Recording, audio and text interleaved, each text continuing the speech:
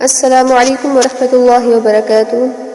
الحمد للہ وکفی وسلام علی عبادہ الذین اصطفی، اما بعد فاعوذ باللہ من الشیطان الرجیم، بسم اللہ الرحمن الرحیم۔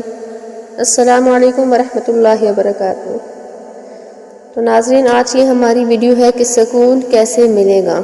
سکون ویسے ہی ملے گا جیسے اللہ رب العزت نے قرآن میں بیان کر دیا ہے۔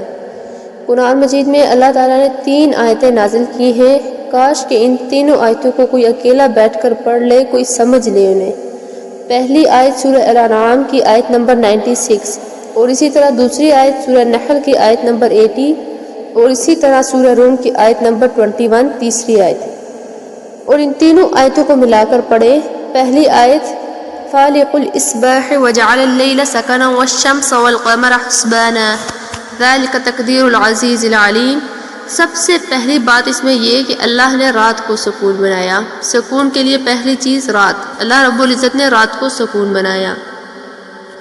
اور دوسری آیت واللہ جعل لکم من بیوتکم سکنا وجعل لکم من جلود الانعام بیوتا تستخفونها یوم ذعنکم ویوم اقامتکم ومن اصوافها واوبارها واشعارها اثاثا ومتاعا الی حین۔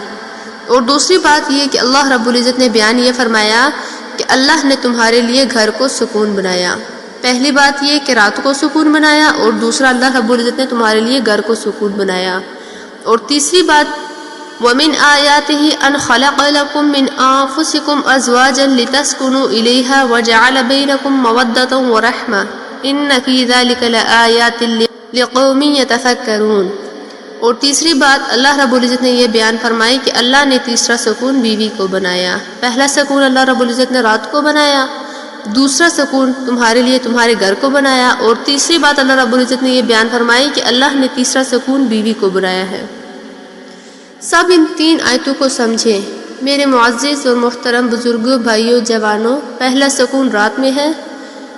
جس قوم کا اندازہ زندگی یہ ہو کہ ساری رات اس کی فیس بک پہ گزرے، جس قوم کی زندگی کا طرز عمل یہ ہو کہ جس وقت اللہ مالک الملک آسمان دنیا پہ آتے ہیں جیسے اس کی شان کو لائق ہے، اور یہ اس وقت اللہ کی نافرمانی میں اپنے آپ کو جرت والا کر چکا ہوتا ہے، تو اس کو سکون کیسے ملے گا؟ اس کو سکون کیسے ملے گا؟ اس کے لیے وہ رات سکون کی کیسے ہوگی؟ رات میں سکون حاصل کرو۔ لیکن آج کل کے نوجوانوں کو بھی چھوڑ، سمجھدار لوگ جن کو سکون ملے گا، جس نے اس رات کو پرسکون ہی نہیں سمجھا تو وہ اس رات میں سکون کیسے پائے گا؟ دوسری بات قرآن مجید میں اللہ رب العزت نے گھر کو بھی سکون کہا ہے۔ جب میری چاہت یہ ہو کہ میں گھر میں نہیں سونا چاہتا، میں فلاں جگہ سونا چاہتا ہوں، میں فلاں جگہ سوؤں گا، میری رات کسی اور جگہ گزرے گی، تو ایسے میں سکون کہاں سے ملے گا؟ میری رات کہیں اور گزرے گی، میرا دن کہیں اور گزرے گا، تو سکون کہاں سے ملے گا؟ جبکہ اللہ رب العزت نے قرآن پاک میں کہا ہے کہ سکون کے لیے گھر ہے، سکون کی جگہ جو ہے وہ گھر ہے۔ تو تیسری بات بیوی کو سکون کہا۔ جس شخص کا اندازہ زندگی یہ ہے کہ بیوی سے دور رہنا چاہتا ہے، زندگی میں کبھی سکون لے ہی نہیں سکتا، یہ بناوٹی تقوی نہیں ہے، یہ حقیقی تقوی ہے۔ رسول اکرم صلی اللہ علیہ وآلہ وسلم نے جیسا متقی اس دنیا میں بھیجا ہی نہیں ہے، اور آپ نے فرمایا کہ انی لا اصبر عنہن، میں اپنی بیویوں سے دور نہیں رہ سکتا۔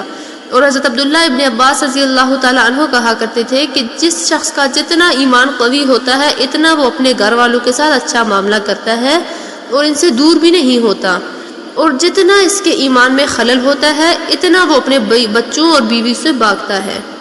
تو اس لیے علماء کرام نے ان 3 آیتوں کو جمع کیا ہے، اور کامل سکون اس کو ملتا ہے جو رات گزارے اپنے گھر میں گزارے اور اپنے بچوں اور بیویوں کے ساتھ گزارے۔ ان 3 آیتوں کو ذرا سمجھیے گا کہ رات اپنے گھر میں گزارے، اپنی بیوی بچوں کے ساتھ گزارے، وہی شخص سکون لے سکتا ہے اس زندگی سے۔ تو اس لیے وہ شخص سکون لے ہی نہیں سکتا جس کا ذہن یہ ہو کہ نہیں کسی اور گھر میں بھی کسی اور جگہ میں بھی سویا جا سکتا ہے، اور بچے تو گھر میں ہی ہوں گے۔ تو اسی لیے رسول صلی اللہ علیہ وآلہ وسلم نے فرمایا، رسول اللہ صلی اللہ علیہ وآلہ وسلم نے جو دین سمجھایا تو یہ تو اس کا حصہ ہے ہی نہیں۔ سکون چاہیے تو ان 3 چیزوں کا کثرت سے اہتمام کیجیے۔ تو میری اللہ رب العزت سے دعا ہے کہ اللہ رب العزت آپ سب کو، ہم سب کو دنیا میں بھی، آخرت میں بھی اور قبر میں بھی سکون عطا فرمائے۔ آمین آمین ثم آمین۔ وآخر دعوانا ان الحمد للہ رب العالمین۔ آمین آمین آمین۔